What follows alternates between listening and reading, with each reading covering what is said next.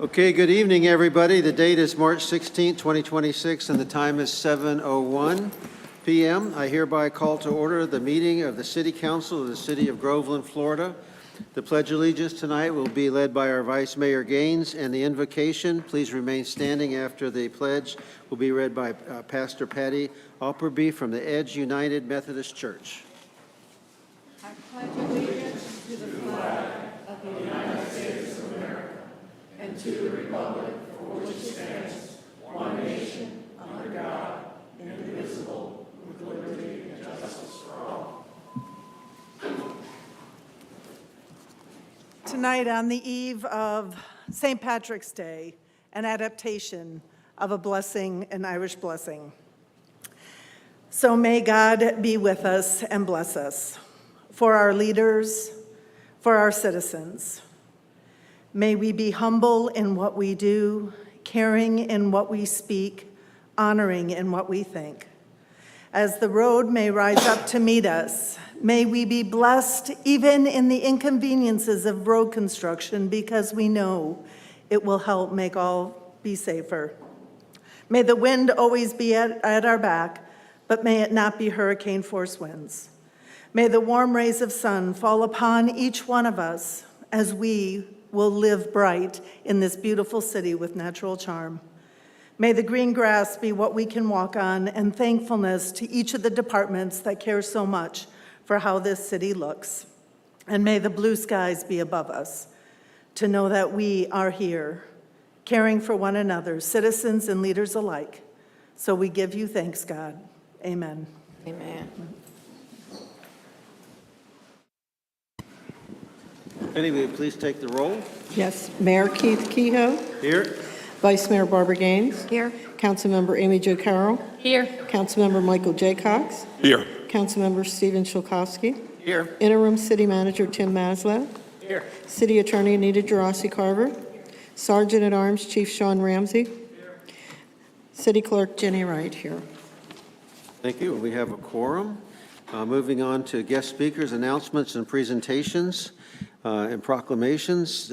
We have before us Chief Carroll, who will come up and with the Groveland Fire Department for Fire Officer of the Year and Firefighter of the Year.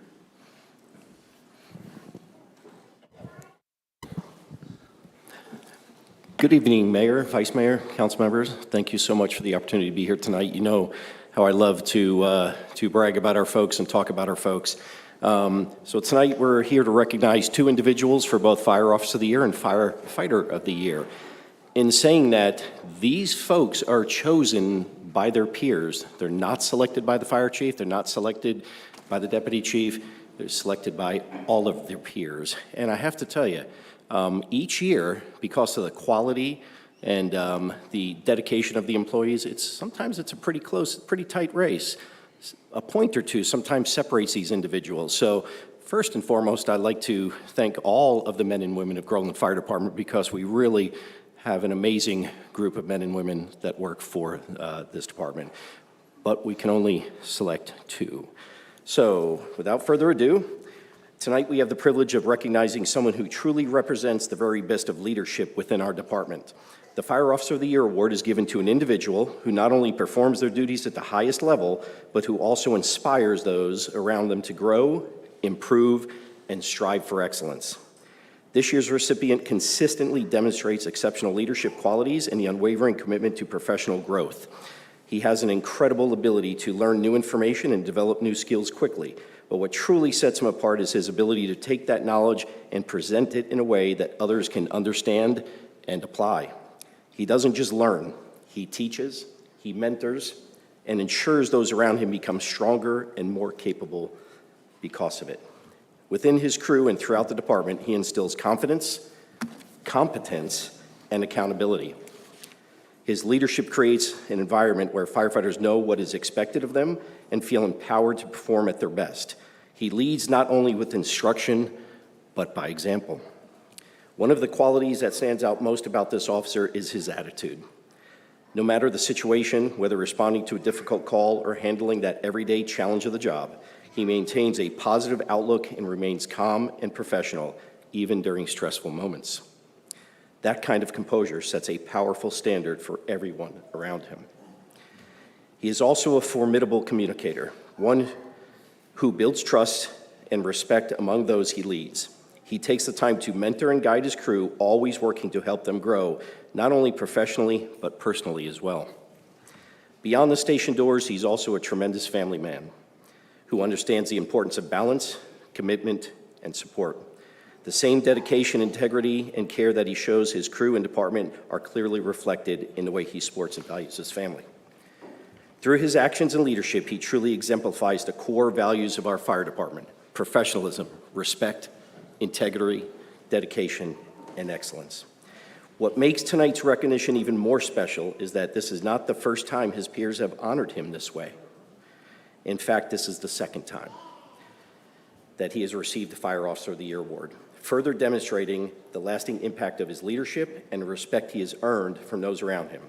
For all of those reasons, it is my honor to recognize this year's Fire Officer of the Year, Lieutenant Jason Griffin.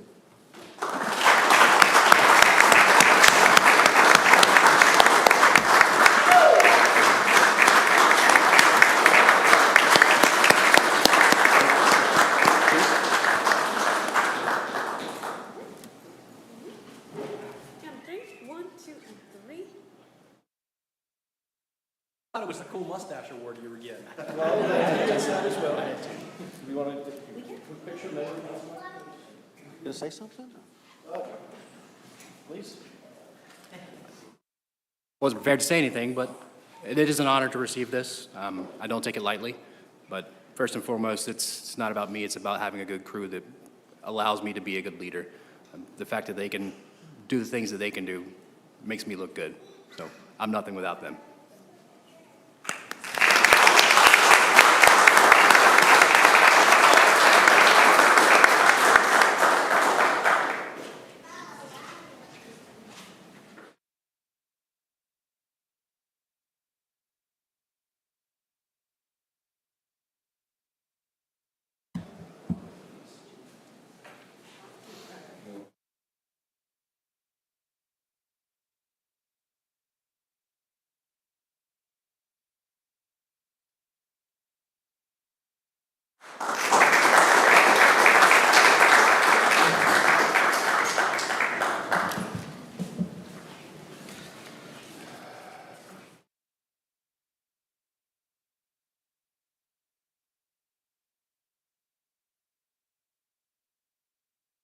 Thank you.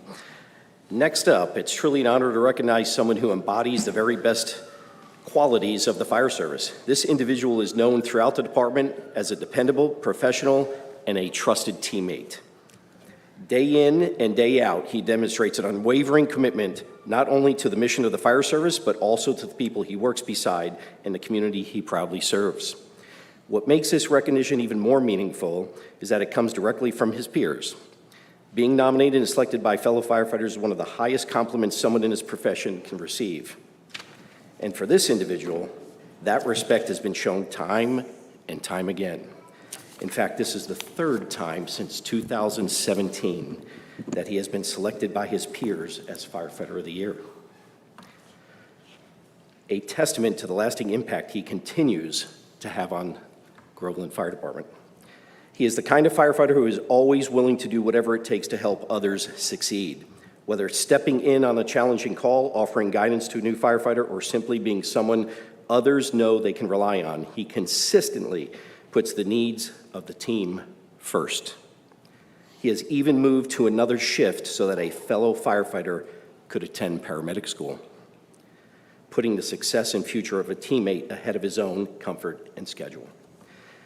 Around the station, he's often described as the gentle giant. It's a nickname that perfectly reflects both his presence and his character. He carries himself with humility, professionalism, and kindness, and is someone people naturally look up to.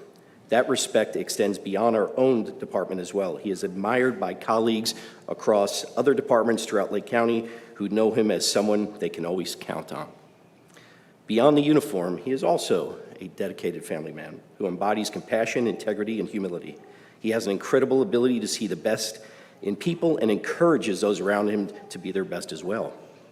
He cares deeply about his department, about the firefighters he serves with, and about the community we are all proud to protect. Time and time again, he places the needs of others before his own, demonstrating through his actions what it truly means to serve. He represents the heart of this profession and the spirit of public service. It is my great honor to announce that our Firefighter of the Year is Driver Engineer Eric Stott.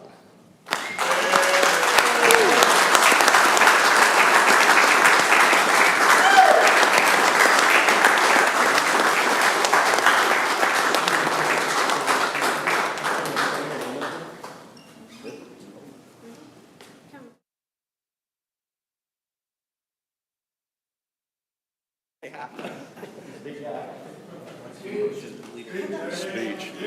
Everyone loves to put me up in these situations. So I can tell you I've served this community for close to 14 years now. I started as a volunteer back in 2012, went full-time in 2014. So I say that to show that I've been here for a minute. I've been able to serve with all of my brothers and sisters back here that any one of them could have received this award today. All the nice things that Chief just said applies to all of them. So with that, I'm honored and I appreciate it and thank you.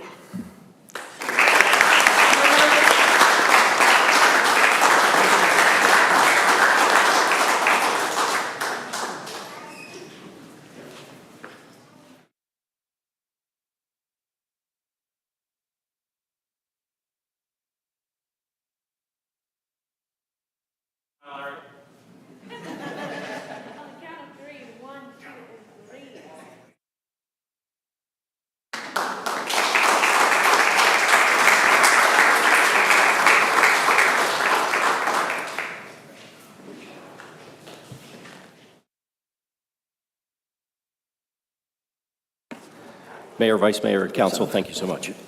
Thank you. Okay, moving on to the consent agenda. Jenny, would you please go ahead and read the consent agenda? Yes. Consideration of approval, February 2nd, 2026, City Council meeting minutes. Salary compensation for interim city manager Tim Maslow.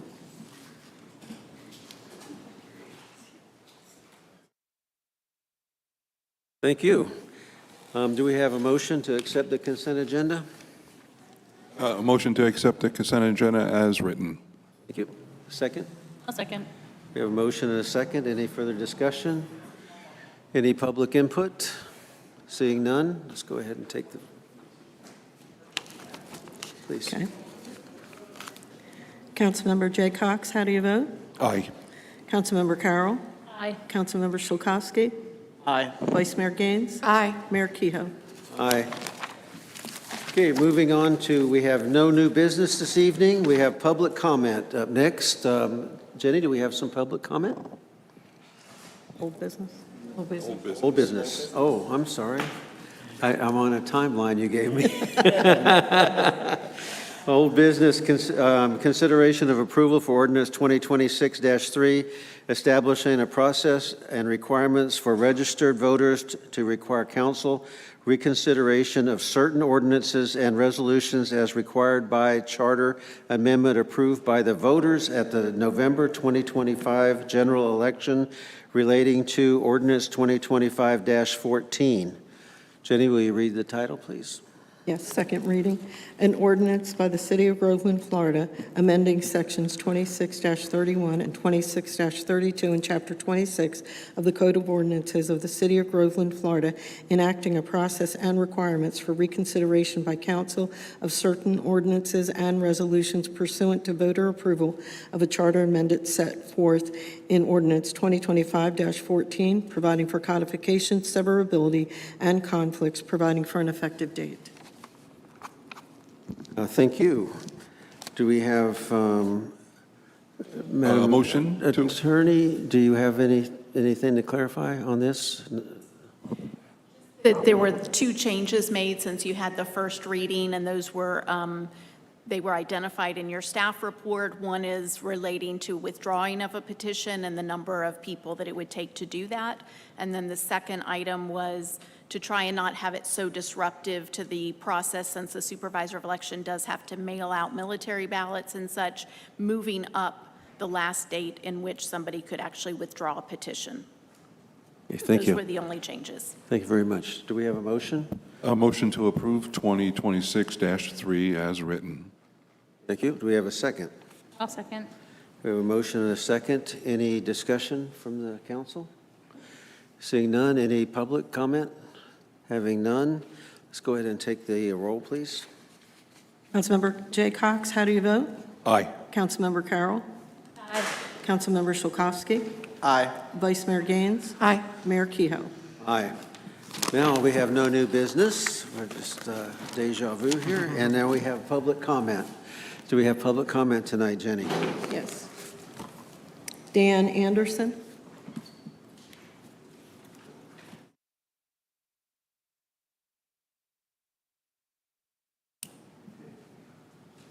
Good evening, Honorable Mayor, Vice Mayor, and Council. For the record, my name is Dan Anderson of 230 Silver Maple Road.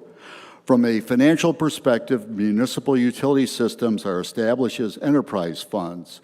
Enterprise funds are intended to be operated as a business with user charges, connection fees, and other ancillary charges designed to recover all costs of operation and capital expenditures. Services provided by other city departments are reimbursed from the enterprise fund through intergovernmental service charges, ideally based upon cost of service studies performed by consulting firms specializing in such studies.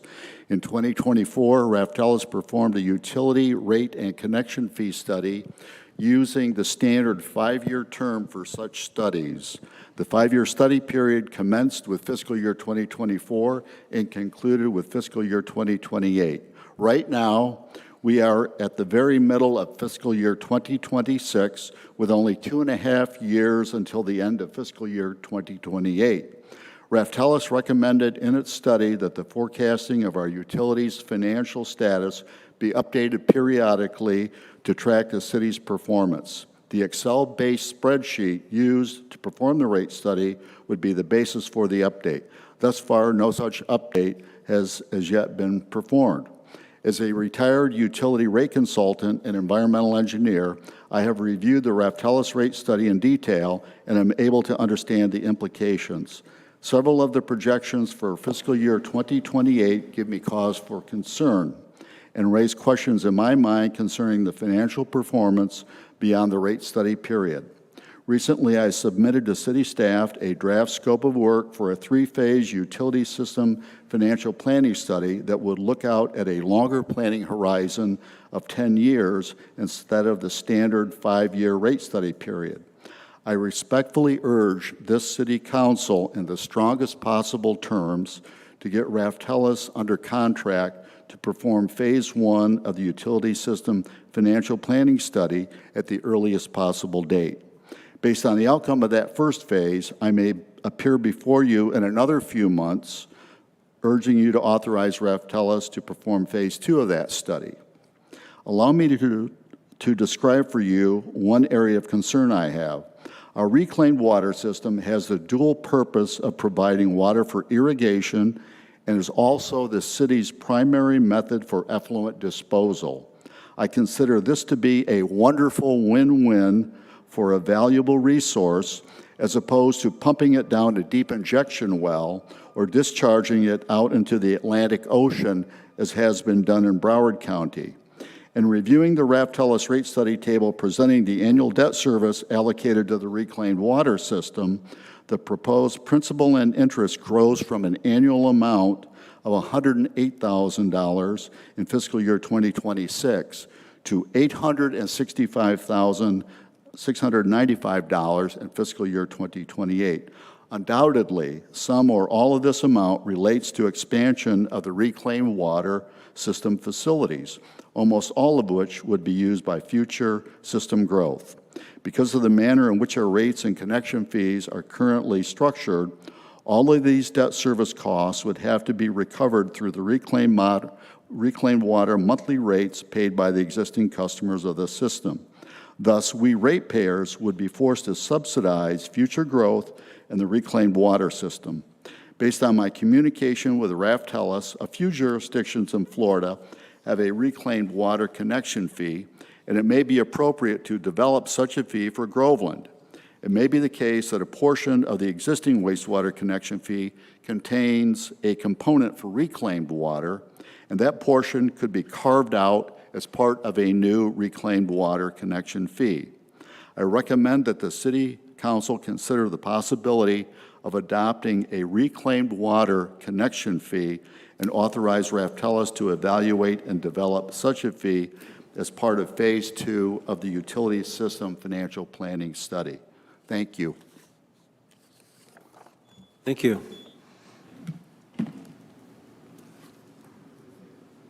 Consensus to add that to a future agenda item?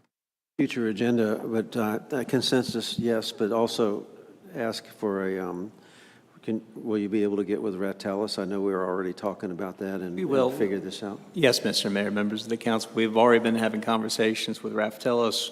We'll share, I believe, City Council's consensus behind Dan Anderson's recommendation to further study it, and then also have an additional study for the reclaimed water impact fee, essentially. I've already directed Mr. TJ Fish to work with Raftellus and warm up for the April 16th workshop with council, just to give more information around the study and to start that process. So this works in tandem with that. So this will be on the agenda for the workshop, right? So Correct. we won't have to take it right now. All right, any other questions? All right, next. Robin Hoover.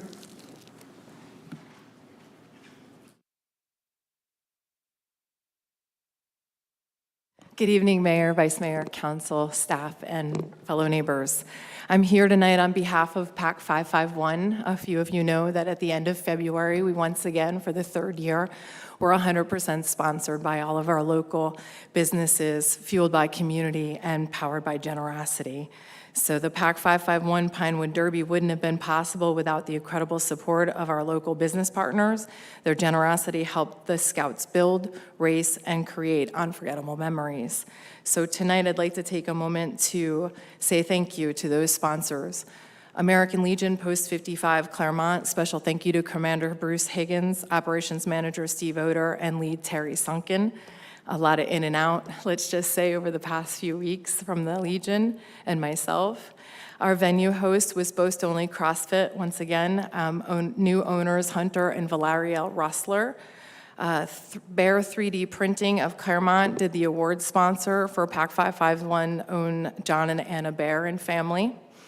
Chefing It Up Slice Bar, pizza sponsors located now in the West End Plaza in downtown Groveland, owners Vinny, Eliana, and Dominic Ascolis. The Groveland Exchange, for our pizza sponsor as well, coming soon to downtown Groveland. I believe they officially open this weekend, and their owners Dan Corsi and Lindsay Crum. The Groveland Historical Society and Museum also is our pizza sponsor, located in Groveland, right across the breezeway, open Saturdays from 1 to 3, and by special appointment or events. The International Dark Sky representative, our water sponsor, was Marty and Julie Proctor of Groveland. Lake Catherine Farms, Dustin and Jamie Lowe of Groveland were also our pizza sponsors. Mrs. Marie Pageant, pizza sponsor, Groveland resident, and longtime Scout supporter. Becky and Danny Mahan were our chip sponsors, located right here in downtown Groveland. Olivala Family Farm, our mayor and wife, Vicki Keogh, also our dessert sponsors for the afternoon. Waterwell Farms was our game sponsor, so a thank you to founder Robin Maynard Harris, also of Groveland. Mrs. Maria Byrne and Ryan Zelen, our pizza sponsors from owners of Wicked Motorsports and Wicked Off-Road Products, also located in Groveland. And a very special thank you to Samantha Beshold, City of Groveland Water Conservation Education Specialist, for taking time out of her Saturday to come from Kissimmee to set up an outreach table at the Pinewood Derby event after their Eco Expo was unfortunately canceled. So I wanted to say thank you to her tonight. She was looking for outreach and decided on an alternative for our 75 families, members that we had, and it worked out wonderful. I think the kids learned something, and so did all we. On that note, I also have just a few small things that are going to come out for the 2025 year at a glance from the Scouting America Central Florida Council as well. Over 13,000 scouts were served in 2025. We logged over 60,000 community services hours were recorded. Over 300 scouts earned their rank of Eagle, and over 350,000 pounds of food were collected this year in November for Scouting for Food. So thank you as well to our newest council member, Mr. Steven Shakovsky. He actually did a campaign refund donation as well to PAC 551, and that was also put into our pizza sponsors as well. So thank you. Thank you. Thank you for all you do. Thank you.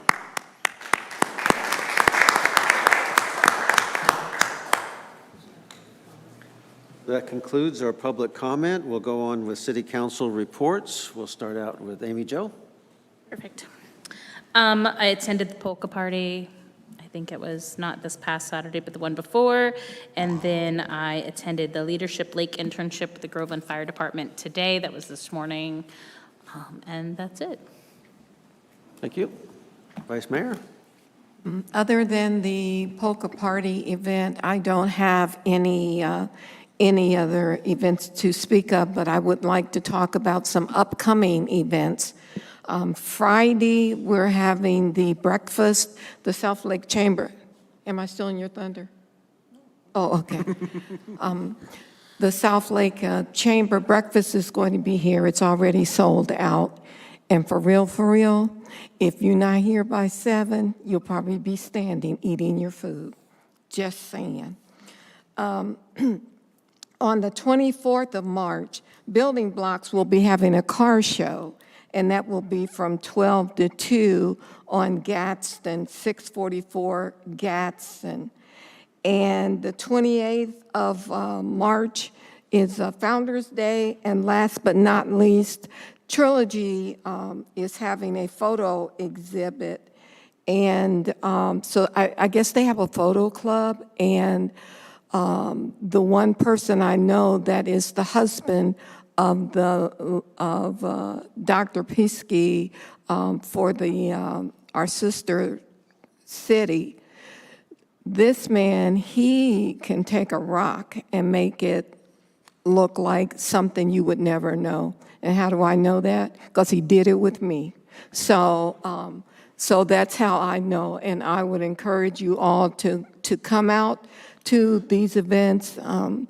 6 years ago, people were saying, oh, there's nothing to do in Groveland.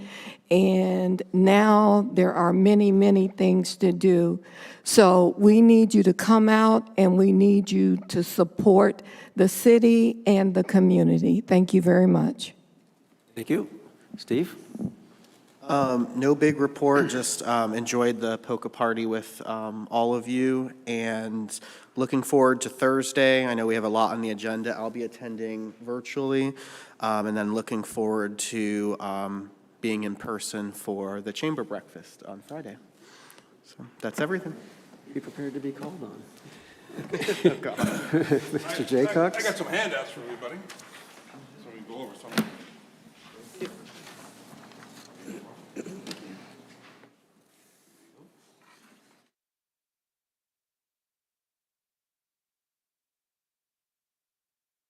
I didn't know that Dan was going to talk about water, but I decided I was going to talk about water because I found this in a report for the six-year report for the water system.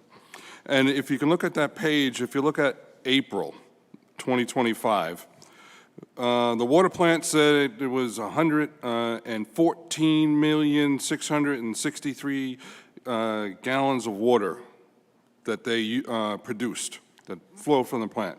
It said that we only billed 73,187,000 gallons. That's a loss of 56% in billable water for that 1 month. We need, as a council, to authorize them to go through and find out why these numbers are so high. we're losing money every month in billable water. Now, we're either losing money or we're not correctly calculating the water. I know that there's been a request for new water meters in the plant and such. So if we don't actually have accurate calibrated water meters in the plant, we don't actually know how much water is coming out for sure. So we don't know if these numbers are accurate, but we can't sit there and get information from our consultants that say that we have a 56% loss in a month. If we take that number and we multiply it by a year, that's like $2 million of a loss. We can't have $2 million losses like that. But I'm not saying that we actually had the $2 million loss, but these numbers, as presented, represent that. But we definitely need to sit there and authorize them to upgrade the meters in the water plant so we can make sure that we know how much we're pulling out and how much we're billing and why those numbers aren't matching. Very, very good point. Okay, and the next thing is, No, the time frame on some of these, not all of them, but some of them, is the time when we had capped billing during the water billing issue that we had. So I think the worst months are during when that water was capped. what do you mean by capped? They wouldn't bill over the third tier, so we didn't bill for everything. They wouldn't bill over? Yeah, there was a cap on it for like a 6-month period when we first upped the water rates. Council had capped how high it could go so that That some part. individuals that were experiencing higher than they had typically had before, I think it went for 6 months. It was like 6 months. Okay, in. that they wouldn't bill it, but this shows how much they presented to billing, not how much was actually billed. This is, it's not how much money came in. Right, no, I get that. So it's how much water that the billing department said should have been billed. Right. So I don't know if the cap would have came into that. You would have seen different numbers here if it was capped. You would have saw numbers that cut off. They wouldn't be odd numbers. They're perfectly even if a cap came into it. Well, there's 2 months that are exactly the same for consumption billed. I think that there's a. But we can look at it and there's a see. great Like, I was just reason- saying that might be one factor. I don't think that's all the factors, and I agree with you, we need to look at the whole picture. But that might be the 56 and the 43, the highest numbers. Okay. Because it does go up and down, but But we definitely need to Yes. look into this. agreed. Mayor, council members, we'll include this as part of the evaluation that we'll present on at the April 16th workshop. And if we get more clear information between now and then, we'll be happy to share that with council. And of course, the other concern would be that we have shrinkage. We have a lot of leaks out there. We're causing sinkholes or something, so. There's a lot of variables. Yeah, There's the potential so- credits with the billing issue that we all faced a little over a year ago. There's potential leaks. There's also the meter inaccuracies, and we're in the process of hopefully improving that. But a few different things to review and make sure that we're giving the best information to the council. And again, the goal is to make sure that the utility rates are right-sized for our citizens. So believe me, we're going to look at every detail of those to see if there's 100% accuracy, if there's room for, additional relief for our residents. Okay, thank you. When you look at it, you can see that the benchmark for the industry is 10%. So we're way above that benchmark. The other thing, I'd like to know, when are we starting the ethics committee?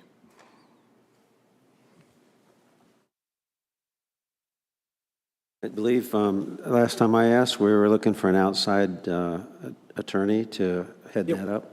Yes, Mr. Mayor, we're in the process of reviewing other attorneys. We've had a conversation just, I think last Thursday, I spoke with Anita. She will not be able to participate in that process.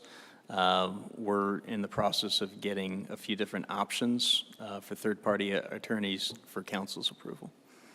And We that do has to have a group put together, and I believe there's just one of the appointed members who has a potential concern of any conflict of interest and the ability to serve on multiple boards. We've had some conversations coming up with the Strategic Planning Committee being permanent, also the Utility Advisory Board and Transportation Advisory Board. The Ethics Committee is definitely the first domino of that, but we do need to find an additional attorney for that service. Okay, we're in March, and we'd like to have some type of document that the council could look at before the end of the year. Understood. So, May I ask a question about that? sure. Okay. Tim, when did this ethics, the birthing of the ethics or the conceiving of the ethics committee start? Because it just seems to be slow dragging. So what is the timeline that it started? Understood. I know council has directed staff to move forward this in the past. I don't have the exact hard date. Maybe Jimmy could help me out with that. But we do intend, between Ginny and myself, to work with another attorney to move forward on this as soon as possible. Now, listen, okay, I'd like to know, somebody get me the answer of when this started. I mean, even though this is Mr. Jaycock's session, I have questions. Okay, so I would like to know when it started, and you said that you all were exploring options, and if you will be sharing what those options are with the council, and is that going to put another cog in the wheel while you are sharing options? I would like to see a date to be completed, the option sharing with the council, so that it doesn't drag out until October or November. So can we get a timeline? Happy to expedite that and give you a timeline that you could follow as a council. I'm sorry? I'm happy to provide you a timeline and expedite that process. I'll be working with Ginny on that. Okay. Would it be a good idea if we put that on as old business and leave it on the agenda until it's satisfied? That's fine, if that's what the council would like to do.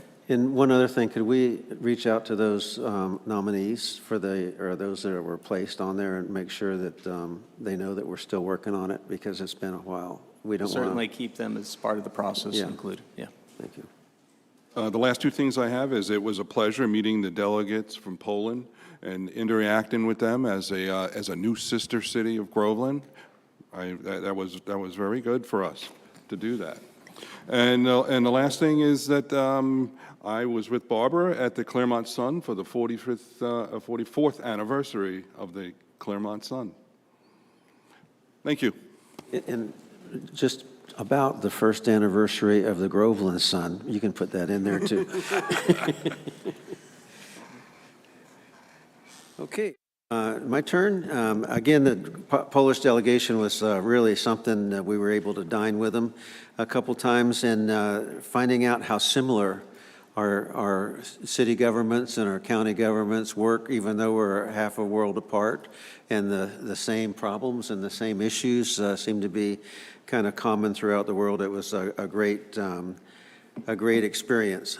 Next, we were able to get today some updates on the legislative agenda now that we've stopped. We've finished this session of the legislature. I just wanted to put on the record, and Mr. City Manager, that the House and Senate unanimously approved sending e-bike safety bill to the governor, so that he's agreed to sign that, I believe, that states that no riders should go more than 10 miles an hour when there's people on the path, the bike path, and from 50 feet away, pedestrians on sidewalks and shared paths, they need to have an audible warning before. So there's some equipment that we'll need to put out on our bike path now that we're expanding it to make sure everybody understands what the regulations are. And I believe our police department, our city police department, as we continue that within the next year, that bike path through Groveland, we need to figure out how we're going to enforce those regulations on those electric bikes.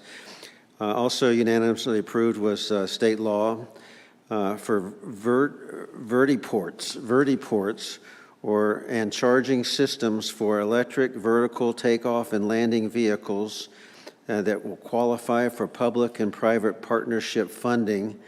The FDOT is participating in a national initiative to test cargo and delivery from passenger transport included in that. And I think with two airports here that we have in Groveland, the small airports, we should have somebody, it'd be preferable to have somebody on the council that would take this up on our legislative agenda to see if we can't qualify for some of these. This is not only drones, it's passenger as well. So I don't know, is anybody, we probably need an engineer or somebody that has a background. Mr. Mayor, I'll volunteer to do that. And you're an engineer, right? Oh, Yes, I very am. good. Thank you. Mr. J. Cox, make sure we put a star by his name.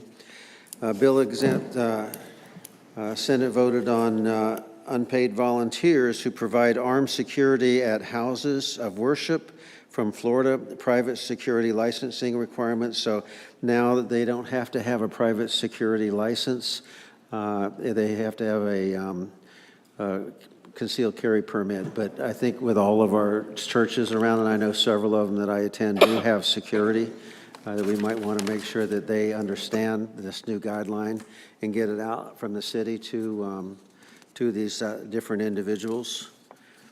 Also, municipalities and other can accept electronic payments. Do we accept electronic payments on all pay now? And then we can charge back fees, the extra fee. Is that an affirmative? We do that? We charge back the surcharge on a credit card? I believe so. I'll double check on the surcharge. Okay. The thing that was, bill prohibits cities and counties from creating and maintaining DEI programs and voids existing ones on January 1st. It bans preferential treatment, special benefits, and diversity training tied to protected characteristics, but still permits cultural observances of equal opportunity initiatives. This goes deep into our system.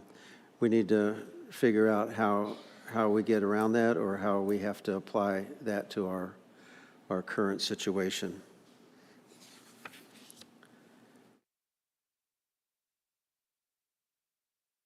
I won't go into the Florida Forever, the 35 million or 300 million, but I did see where the 300 million was for rural and family lands. This goes back to what we talked about during the concurrency discussion on, is it better to go buy conservation lands or put our dollars with the state to go ahead and buy up the rights? So we don't have to take care of the land, the families can, but we buy the development rights so it can stay agriculture in perpetuity. So those are just a few fascinating things. Thanks for bearing with me on that. Also, we have Utilities and Transportation Committee. I'd like consensus to put that on the agenda so that we can go ahead and move that along. It should, I think we've said that would follow the path of the same thing as P&Z and what we're doing with RCA to give some assistance. Can we have consent to put that on the agenda? Yep. Yes. Yes. Yes. I'd like to request one more time a financial report against budget and against previous year for outstanding outstanding projects. We've been asked for budget adjustments coming up, and I don't know about everybody else, but I'm flying blind on where we are with all the different activities that have had to go on in the past couple months, on where we are exactly on the budget. Having continued conversations with Michelle and her team, I know that she's trying to line up some numbers for your review. I'd like to put on the agenda also if we can get consensus to discuss the cap on mills rate for the budget for next year, just to begin that. You know, I have my own opinions. I know that you do too, each of you, but every year we get into about June and we're asked what's the high that we can go, and we go at it with, well, what do you think, rather than where we are against budget. And really like to put that on in the near future so we can get some consensus on what that should be for next year, what the cap should be, and then we can give everybody a real clear understanding of where we're going with the budget as they start that. And along with that, a budget calendar.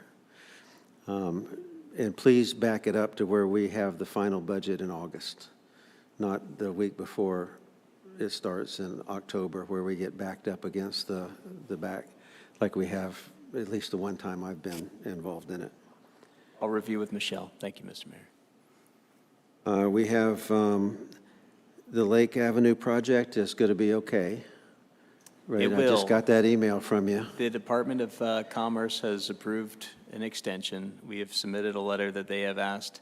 Unfortunately, it will be delayed 30 days due to advertising for an environmental review. Our main concern right now that I'm trying to work on with Brenda exiting, joining the city of Leesburg, we do have a new CRA manager who will join.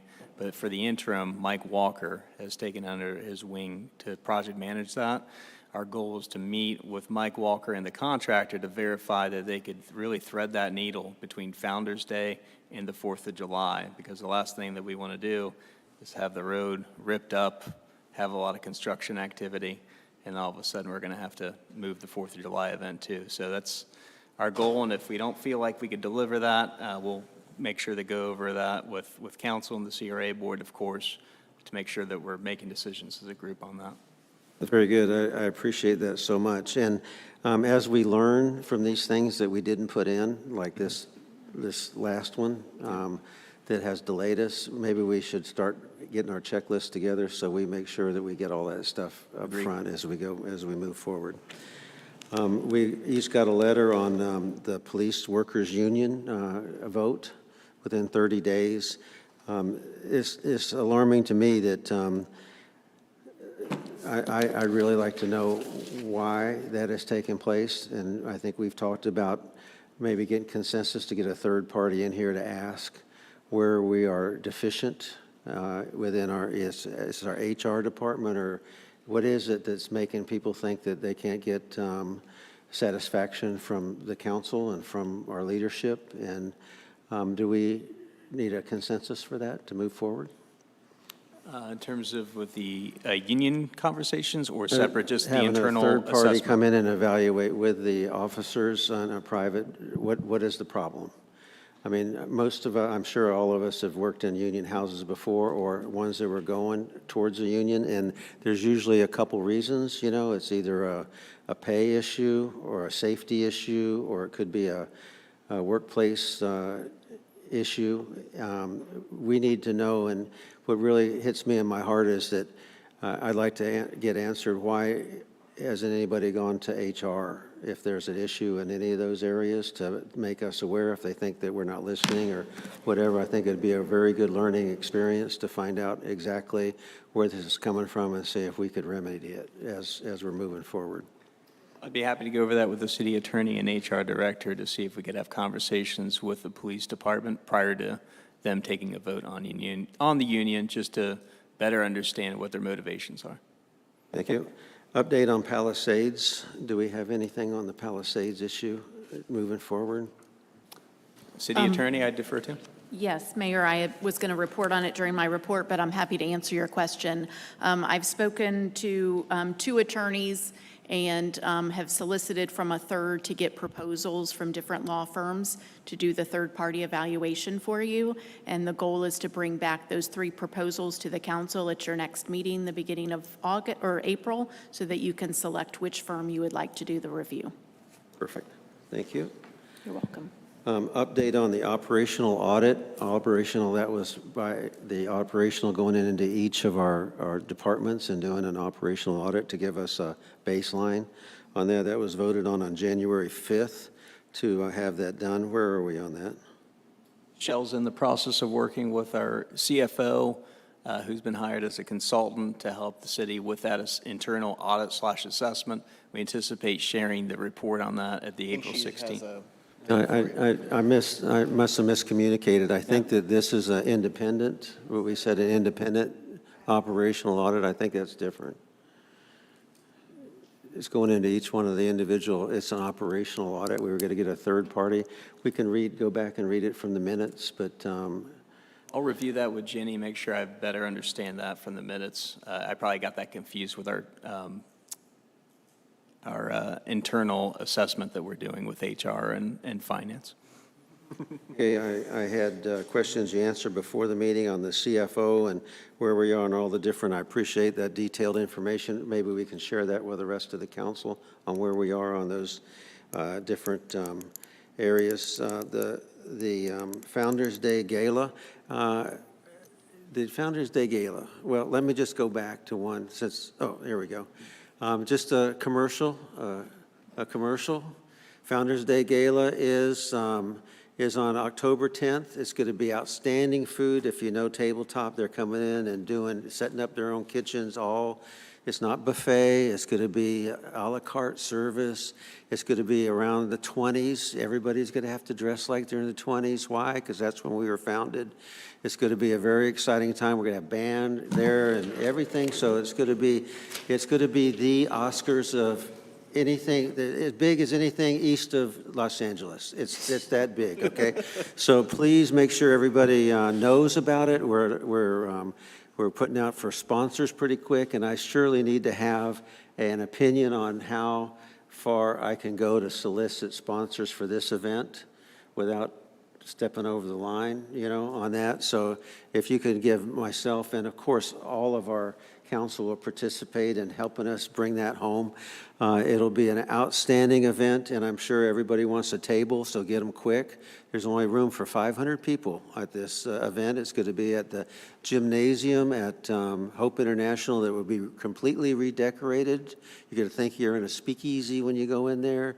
It's going to be a big speakeasy, but it's going to be something really nice. So please mark that on your calendar. Come on, mark it on your calendars. I'm not seeing anybody with their pens out. Mark it on your calendar. And let's move forward that. Let's go back that one slide, the strategic plan. The strategic plan, if you look at number 3, designate an individual group of individuals to oversee the implementation and progress of the strategic plan. This was voted in June of 2022, and I don't think we're, as of yet, have that. I think we didn't call it an oversight, we called it a coaching committee. I remember that talk. But I don't know that we need to have another motion to put something in that's already supposed to be in, but I think we do need to ask to, let's get that moving along with an independent committee and maybe bring it back on an agenda. Can we get to how we'll set up that committee? Can we have a motion, or can we have a consent to put this strategic plan committee? This is like an oversight committee to make sure that we're sticking to the priorities of the strategic plan. Well, you're looking for consent to reorganize the committee? Because it's already authorized. It's already authorized in the strategic plan. Yeah, we need to set out how they're going to be, go ahead, how they're going to be Mr. Mayor, selected. members of the council, correct, yeah, we've had an ad hoc strategic planning committee. It's never been codified. So what this would give you the ability to do, much like the Utility Advisory Board and Transportation Advisory Board, would give you the ability to select qualifications of advisory board members.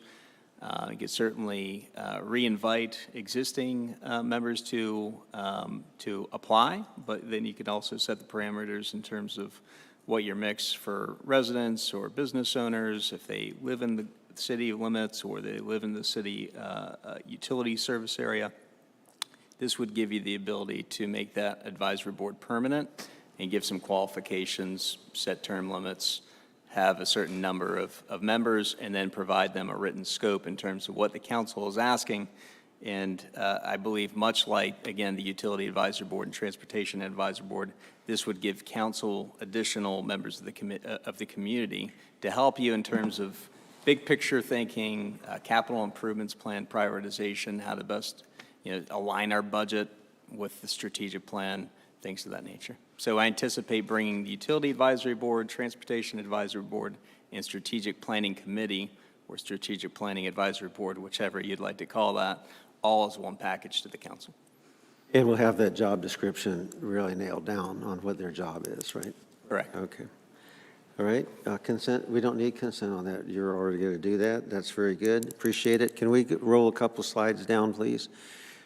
This is a big deal, and I didn't want to announce it to the Chamber of Commerce before we announce it to the public. That wouldn't be right, since it's you all. At the Chamber of Commerce meeting on Friday, we'll be announcing that our partners are, this is the Eisenhower Group, this is the Bright Hill Project that is working with us so well on the strategic plan. They cut 2,000 houses out of their overall plan, gave us 500 acres here and there. They're going to put up $50 to $70 million to revamp the Turnpike exit, and that's a picture of it. So it's easy on and off, going both directions. They're going to put up the dollars. The city won't have to put up any. It's going to go before the Turnpike Authority, which with them putting up the money should ease that through, since we have somebody from the Turnpike right here. I'm just saying that. But what this is, and I'm bringing this up because we need council's approval of this. There's a letter that's going to be put together. There's two ways to grow a city and get commercial. One is to have a lot of rooftops. If you don't have a lot of rooftops, you're not going to get a lot of commercial or retail. The other way is to have an interchange. We have the examples of Mineola that has hospitals and everything out where nobody exists right now because they have that interchange. This, in my opinion, is the jump starter to get 27 commercial corridor started and bringing in the tax refunds or the tax funds we need. Very interesting thing. I didn't set it up. We had a meeting today with the county, and the county did a study and found countywide that for every dollar we spend on services for a house or a home, for every dollar we get, we spend $1.18. So we're 18% behind every time we get a development. For a commercial establishment, for every dollar we take in, we yield 48 cents. So that's how we get the overall millage rate down, is to develop that 27 corridor, and this is going to be a jump start, and I hope the community really buys into it. I hope everybody says this is the way we should go. This is out on 27 where we can handle that traffic. You can see some differences in 19 and stuff there that we've already said needed to be done, but please, when you hear about it, if you have any questions or any negative thoughts on it, let me know now so I know what those are, because maybe we're not seeing it all right. But this is probably the biggest thing we'll talk about on Friday on the future of Groveland, and you, the citizens, needed to hear it first before we gave it to the chamber. Okay. And I'll conclude on that high note, except for one other thing. We have an interim city manager. I'd like to understand the council's perception of, can the interim manager give raises, give promotions and things like that, or is there a different way that we should be doing that prior to getting the full-time city manager in? Right now, I believe he should be able to do all the duties of the manager. He is the manager for a short period of time, but he's the manager. Yep, I agree. Yes, okay, settles that. but I want to piggyback on some things when you get done. Okay, if you want to piggyback, start piggybacking right now. Okay. Early on, when the when the mayor took office, he talked about transparency and accountability. And forever, since he's been in office, he's asked that dates be assigned and not just ease on down the road when something is going to happen. And that's the way that I see it, easing on down the road without accountability. So there are three things that he talked about tonight that I would like to see dates assigned to. Those three things are the internal audit. When we have a date on when this is going to happen. The second is Tim and Michelle are going to get together to iron out some process. I would like a date for that. And the third is the proposal for Palisades. I mean, we've been dragging. And so since he talks about accountability and transparency, and I have to say that I agree with that, we just can't keep easing on down the road. It is like the same thing with the Ethics Committee. We need to do better. We owe it to our constituents to do that. And to say, well, we're going to do this, or we're going to get together and do this. No, I would like to see dates assigned to it, and I don't know if I need to get consensus from the council or what, but I'm piggybacking off some of the things that he's asked for. And like the financial reports. Come on now. How long has he been asking for these financial reports? We have to have dates, we have to have accountability, and we have to have transparency. No more easing down the road. So can you help me with that?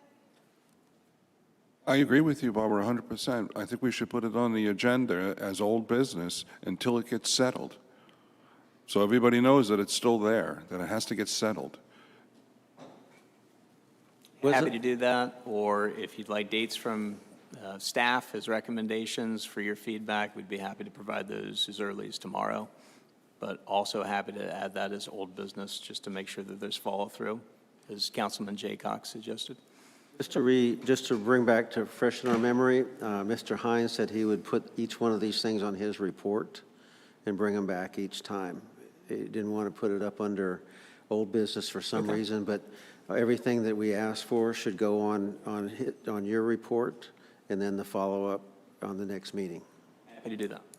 And the Palisades proposal will be on your next agenda, the first meeting in April, which I think is the 5th or 6th, but whatever your first meeting is. And I've asked the people who are submitting proposals to give a time frame within which they would provide you an opinion, so you can use that in your evaluation. But I told them that we needed it definitely no later than 30 days from once council selected the firm to write that. Because I'm probably the only one, but I can't roll up in here on April 16th or whatever date it is and make an assessment. So for people such as myself, I need to review.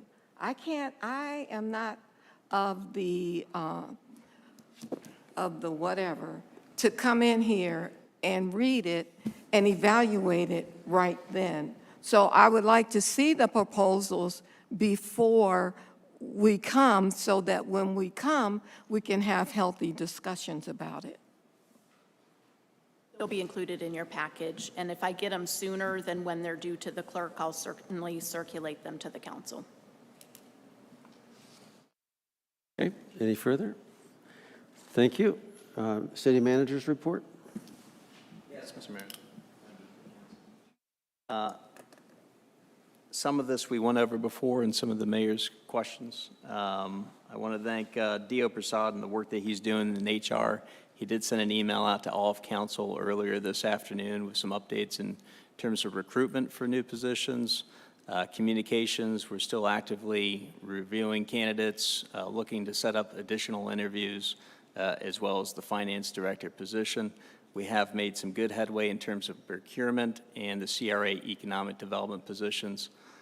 We have Frank, I might mispronounce his last name, Calacione, who brings a lot of knowledge, expertise, years of experience in both CRA and economic development. I look forward to introducing him to the CRA at their next meeting next Monday. We also have Coralie Vasquez as our procurement manager. This is a position that's been open for the better part of last year, had an impact on the finance department. Again, these are both well-qualified people with additional experience, meet all of the qualifications, and substantial experience in local government in their fields of expertise before. So excited to get the right people in the right seats. As you'll also see in Dio's email, he's been making progress in terms of going out for the recruitment process for the permanent, and then also interim city manager positions. So there's a lot more detail on the email, but he's making a lot of progress in those areas. Council workshop coming up on Thursday. So we have the council priorities for the city manager discussion. That's item 1. Community development districts, we have a combination of the representatives from the Bright Hill project that Mayor Keough brought up in tandem with the Turnpike interchange. They'll be presenting in terms of what the pros and cons and some of the questions that came up from council at your last meeting. They'll be providing answers to you, council. Again, no vote is going to be taken. It's all education. It gives you the option to ask more questions and get more feedback, so that when you do make your second vote for the second reading, you're going to feel comfortable and secure with your vote. We also have the Kroger incentives refund, the $1.46 million. Anita will provide her legal review in terms of how that money could be spent, and then we'll hear from the council in terms of what your ideas might be and go over some options, and then ultimately make a decision as part of our budgeting process. Tim, just let me hold you there. After the meeting today, I didn't hear anything about Okada. I heard that the billing, so is that being settled, or? Ocado, I'll bring up as an update as well. We're going to need council direction on this. Ocado has reached out to the city. They have asked for an extension going out to the end of this calendar year versus which was January. Their goal is to fill that loss with Kroger and hopefully find another major employer before they move all their equipment out of there. And if they are unsuccessful, then they have to pay everything back by the end of this year. If they are successful, then we find another major employer, which would be a win for the city. Still reviewing and negotiating with their attorney and our attorney, but plan on bringing that back to council maybe as early as April as well, if you'd like to have a date set aside for that so that we could take action and not leaving hanging. Yeah, that's good, but I didn't hear Okada in the discussion with Lake County. Are they on the same wavelength as at the end of the year, that they're going to get the rebate, or? They are. I understand they're asking the same request to the Lake County as well. Yeah. Kroger, fortunately, they've already paid those funds back. They've already been received by the city through a bank wire. So we're sitting on that right now, and we're looking for council direction in terms of how to allocate that. And there's a windfall there because they have to pay the full tax now, not the reduced. I think they were like 70% off or 60% off their taxes. Now they have to pay 100%, right? Correct. The building's still there. They'll have to pay, obviously, 100% of the ad valorem taxes at this point. So we probably would like to know during that presentation what that means to our budget and because that's money coming in. There'll be an increase, which Yeah. is a good thing. Usually in our budget presentations, as we start the new year, of course, we'll give 3 different versions of different millage rates and different scenarios for you to choose from. And we typically demonstrate, here are the ads, here's the additional revenues that we're expecting, and then some of the unfortunate, here's some costs to also balance out. But that will certainly be a part of the summary. Protocol for meeting agenda item requests. I've had some questions from some of your council members asking what is the process for them to ask for something to get on a council agenda without bringing it up necessarily in the meeting and getting consensus. So we'll review that. And then also the review of the city attorney contract. That will be the last item. We do have minutes assigned as part of the agenda. If council does decide to spend more time, if we need to go past the lunchtime hour, we have the time allocated for that. So even if it says 15 minutes, if the council, needs to spend 30 or say we need to continue this item, I mean, that's council's prerogative. Just to set expectations with that. There's a little bit of flexibility baked into that. Thank you. And also, if you need 5 minutes versus a 30-minute item, staff is ways. okay with that as well. Very good, thank you. And just to reiterate, because I didn't say this earlier, the Turnpike is not linked to the development. We've made that clear, right? So this isn't part of the negotiation on CDD or anything like that. This is a totally separate deal, so there's no linkage between the two, which I think is very important. It's a separate item. It does help make their town center viable and having the right infrastructure to get the commercial type uses around the interchange. And just, again, in full transparency, we'll bringing this item to council for council to authorize staff to partner with the developer on an application to the Turnpike Authority. It's something that requires the city's involvement in the application. The developer can't do that on their own. Thank you. Madam Attorney? Thank you. As you mentioned, Mayor, the city did receive 2 petitions for unionization within the police department. One is a category for the sergeants, and the other is for police officers, detectives, and corporals. I've submitted a proposal to the city manager for his approval in hiring Attorney Brian Koji, who has extensive experience in representing local governments in union matters. We do have a response that is due later this month before our next council meeting, and that's why I've requested his authorization to move forward with the attorney so he can review everything and make sure it's in line with how the police department is structured to make sure the categories are correct. So just wanted to give you an update on that. Is that a consensus or a motion? Do you need to move forward on that? It should be within the spending limit of the city manager, so I think he has authorization to do that. But just wanted to involve the council so that you're aware of it. Okay.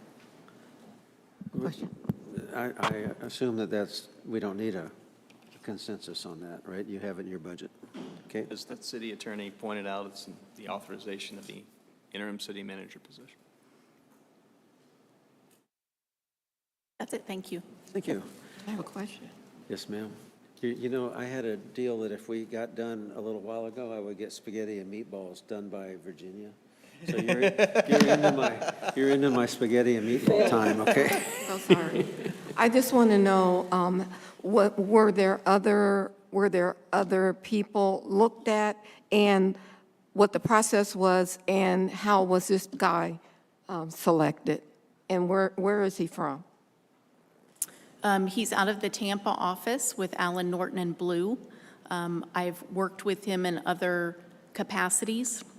He is the attorney for Lake Sumter State College and handles their union negotiations for the college. I did ask the city if they had somebody they wanted to use because Chief Carroll has an attorney that he has used in the fire union, and there was no indication from the city that they had someone else to use. And so I obtained a proposal from Mr. Koji and presented that to the city manager. Okay. Well, before we conclude, just add to your list redistricting. I don't want that to jump on us again. I mean, that's 2 months, 3 months ago, and we haven't come back to that, okay? Okay, meeting adjourned.